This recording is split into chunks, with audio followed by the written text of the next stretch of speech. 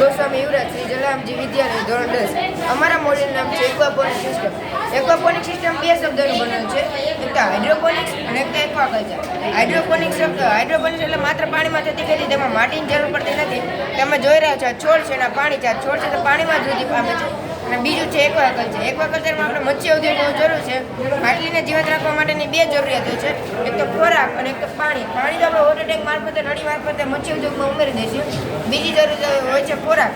તે ખોરાક ખાશે જે બધાની ક્રિયા કરશે, અંતે ઉચ્ચક દ્રવ્યો પાણીમાં ઠલવે છે. તે ઉચ્ચક દ્રવ્યમાં એમોનિયા હોય છે અને જે છોડ હોય છે તેના મૂળમાં નાઇટ્રિફિકેશન બેક્ટેરિયા હોય છે. જ્યારે આપણે એમોનિયાવાળા પાણીને છોડને આપીએ ત્યારે નાઇટ્રિફિકેશન બેક્ટેરિયા એમોનિયા તોડી નાઇટ્રેટમાં રૂપાંતર કરે.